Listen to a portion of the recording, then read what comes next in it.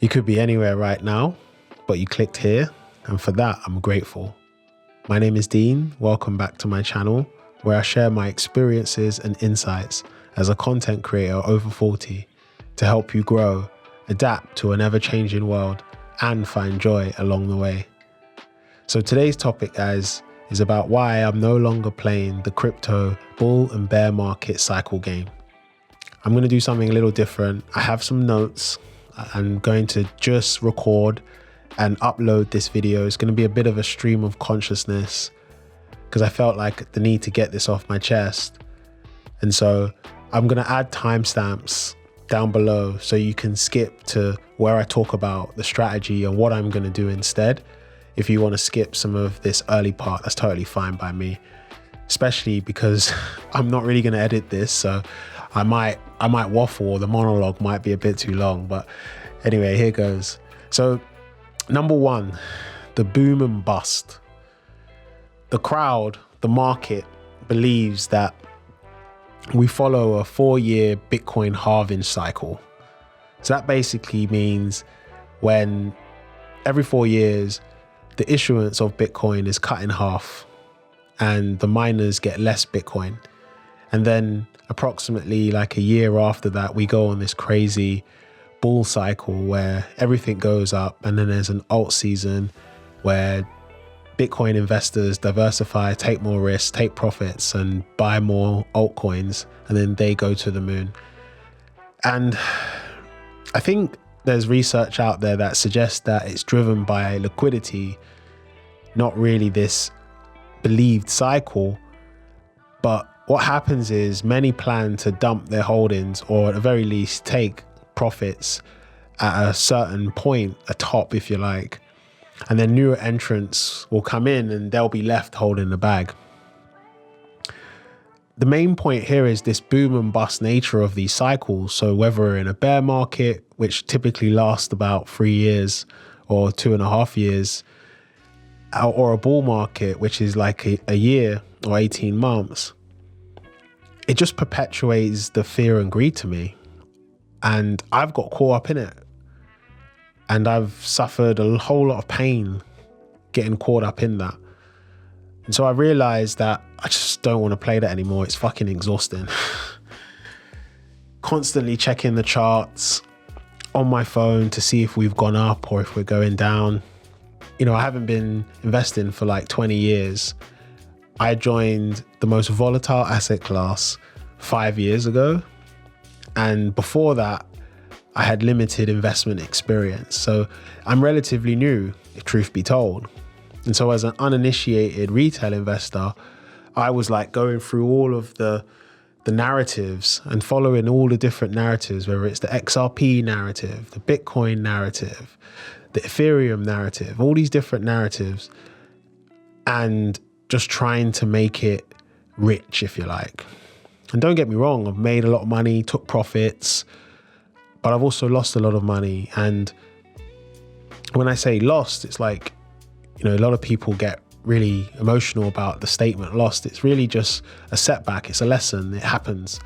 So I'm not too distressed by when things don't work out. It's the nature of the beast. But I'm done playing that game. And so that's number one, the boom and bust nature of it is just exhausting. Number two, the destination is clear. Now, whether you see it or not, I'm highly convicted on this. We are going and transitioning to a new digital financial economy. That's clear to me. The talk of tokenization is getting louder, especially from corporations. And then along with emerging technologies, so like robotics, AI, driverless cars, and all these other new things that are coming, it's part of what is called the fourth industrial revolution. And the average person typically doesn't see what's happening around them. Many people are distracted. But for me, the destination is clear. So if you think about the first point, boom and bust, and then the second point, we have a clear destination, why then is there a need for me to go on this journey? up and down following the cycle narrative when I can just have a long enough time horizon knowing that the destination is clear and I will get there in the end. Like, I'm directionally right. The issue that I've found is in the volatility causes you to question the timing of your thesis, whether you're right or not at that time. And you can be wrong on a low time frame, but right over a long time frame. And I've wrestled with that. And again, unedited, just kind of thinking through some of these ideas, I've decided that I want to have more peace over as much money as possible. I've experienced like massive gains. I've experienced huge drawdowns over the last 5 years since I got into this space. And right now, at the age of 41, I just prefer to have a little bit more monotone, knowing that the destination is clear. Just look at the market cap. It's tiny. I think we're around 4 trillion. Hold on, let me check. Let's look this up. Did I say 4 trillion? 3 trillion. 3.33 trillion market cap. So there's such a runway. There's so much more room for this to grow. What happens to the market when it's 10 trillion? You know, market cycles are irrelevant at that point, right? Anyway, number 3, hope does not tell the time. It is not a strategy. Hope does not tell the time. It is not a strategy. What do I mean by that? So the 4-year cycle relies on your belief that there's going to be a pump of your particular token. So you might be holding a token and there's a belief that at the latter phase of the cycle of the 4 years, certain tokens are going to pump more than others.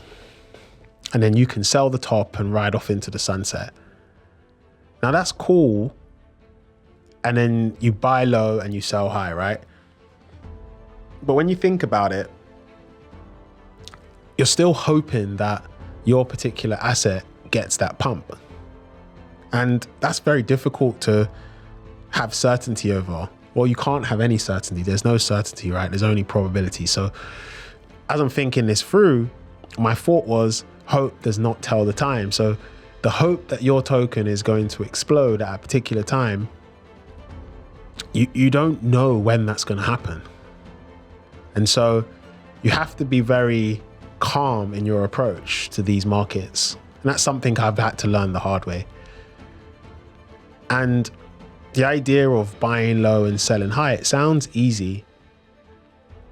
But the issue is so many investors try and time the entries and they try and time their exits. And so you end up, I ended up at times, sometimes I got it bang on, I got it right, but you end up at times missing the mark and having large drawdowns, you know, the classic mistakes, which let me know in the comments if you want me to dive into some of my mistakes, or lessons if you like. But I think you just can't predict these things. And I just think it's a lot of energy to even try. And then the final point on why hope does not tell the time and it's not a strategy is many investors, especially new participants, they come into the market and they buy based on the narrative and the sentiment. And meme coins don't necessarily help, but putting that aside, many people in the market, and including myself at times, you're gambling, you're picking things and you're hoping that it's going to go up. And I'm done with that. I think there are better ways to navigate these markets. And hope kills, man. That's what they say, right? So anyway, that's number 3. Number 4, let's talk about poor risk management. Along with too much hope, this one hit me hard, right? During the bear market, you have PTSD.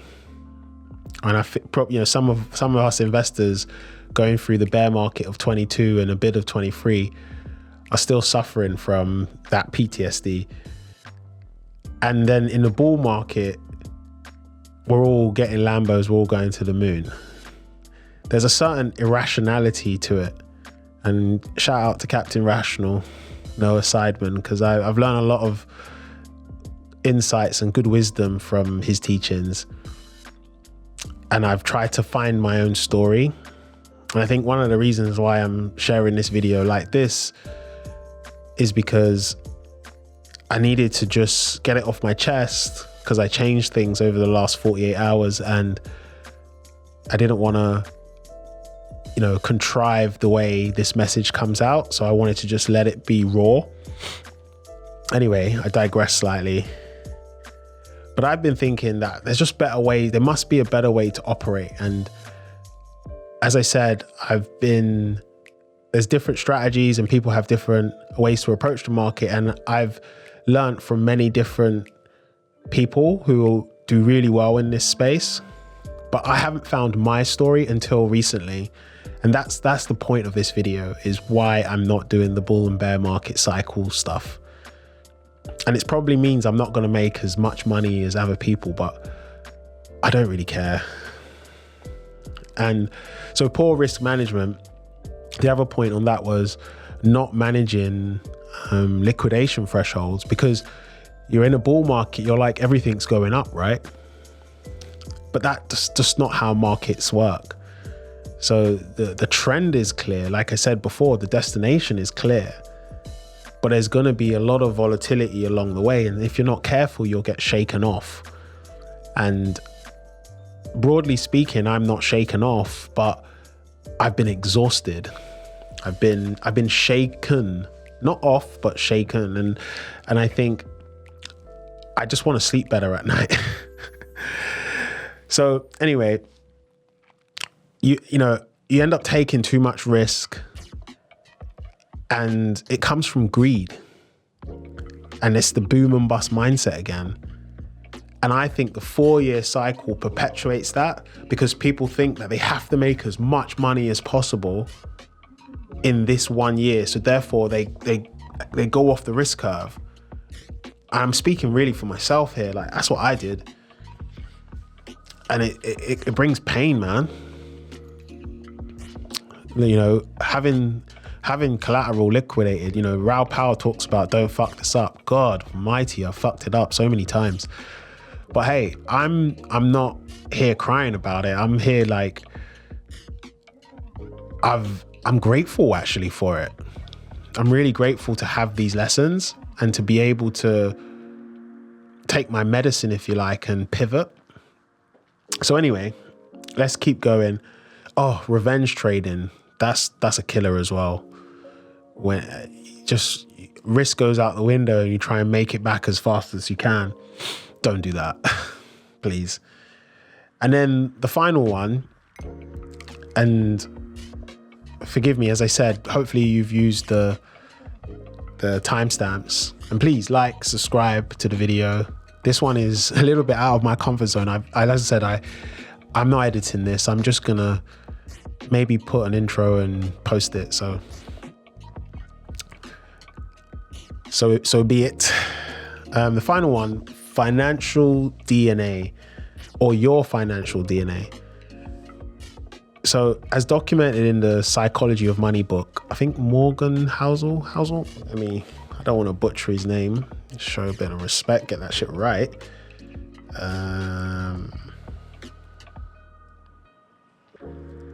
Yeah, I think Housel. Say that right? Anyway, let me know in the comments if I didn't say that right. But the Psychology of Money, he talks about, broadly speaking, this is my take from it anyway, it's just understanding your relationship with money as an individual. And as I said, I've been 5-6 years investing as a whole, and I chose the most volatile asset class to start my investing journey. Go figure, right? But it's allowed me to explore and understand my relationship with money. And I think the idea of, I don't come from money. I never had a a formal financial education growing up. I'm a creative at heart, so creating art and not really thinking about the money side of things was always kind of my approach. It was always about making good art and doing great design. So to be in a space where you have to process the finances and the numbers, etc., I think you have to understand who you are and your relationship with money. I think I'm a spender, right? You know, I think those who are in crypto, they will understand this point. Like, you will lose money. I say lose, but the volatility in the market will mean that your portfolio holdings will go down, and you might be in a store in real life and feel like something's too expensive. Maybe, I don't know, a couple quid extra. And you'll be like, oh no, that's too expensive. But then in crypto, you know, slippage will be $100 and be like, it's okay.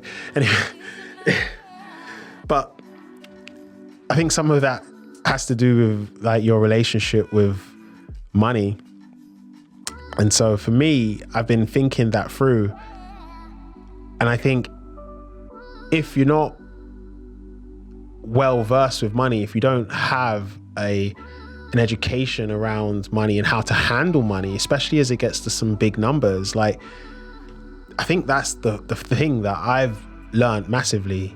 To manage these, you know, 6-figure portfolios, you need to be calm. And at times I haven't been. And I just think the 4-year cycle, the boom and bust nature of it, that's why I made that one number one. I think it fuels that. It fuels that behavior. Albeit I take responsibility for any of my decisions that I make, but it does fuel this behavior of being keen to make it back, or being keen to make more, and just, it's greed, really. So anyway, that was a crazy monologue. And it was just like my context around like the subject or the topic today. So let me speak a little bit about what I'm doing instead. It's taken me 5 years to get to this point, but I think there are 2 ways to get there. These strategies can work for any age, but if you're around similar to me, late 30s, got kids, etc., it will definitely work for you. And that's not financial advice. I think it's life advice. I think I've earned the right to give some life advice.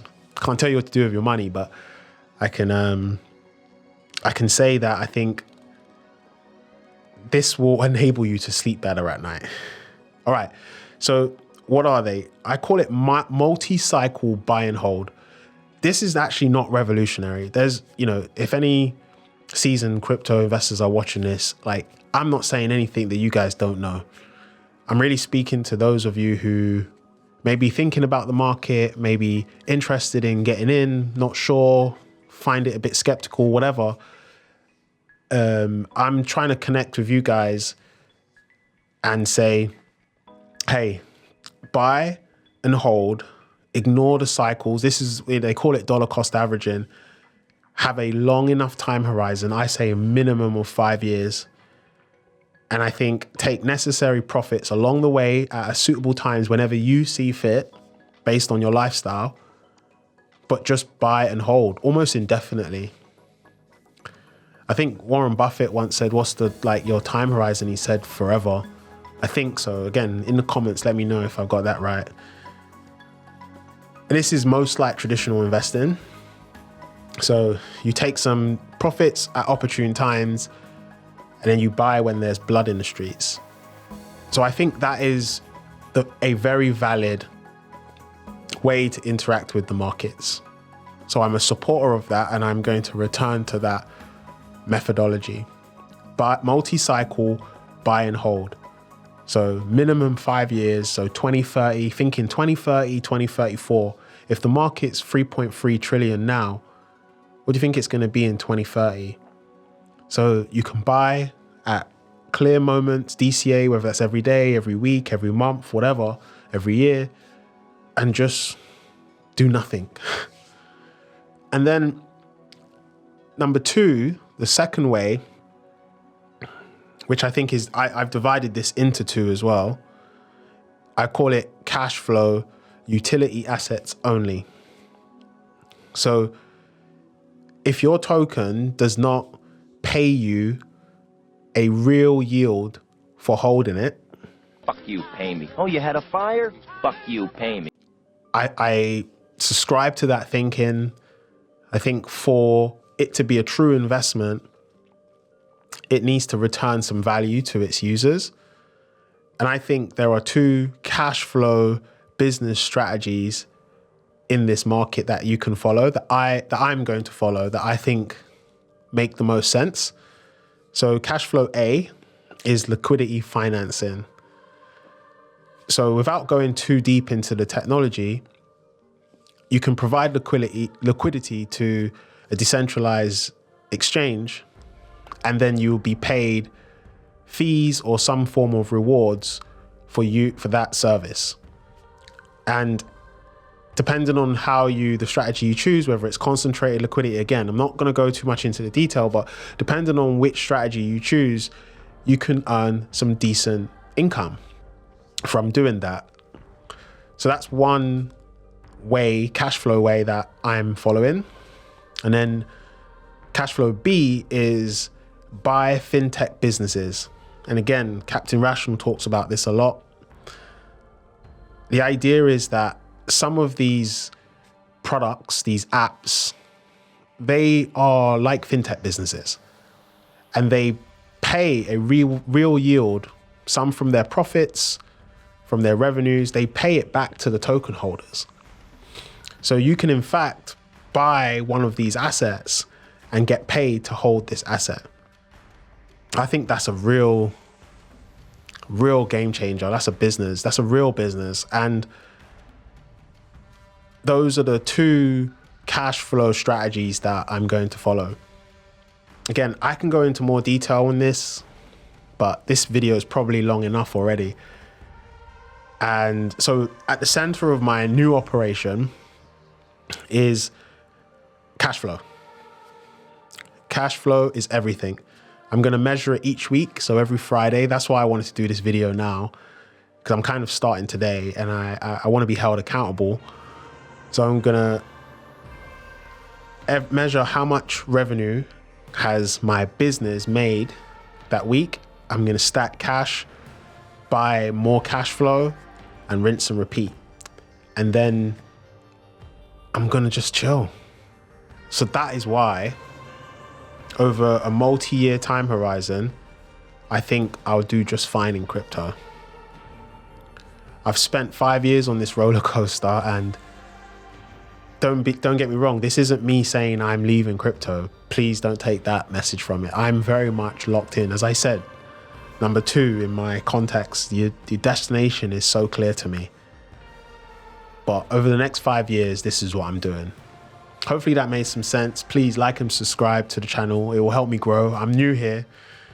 So yeah, we'll see how this all goes. Peace.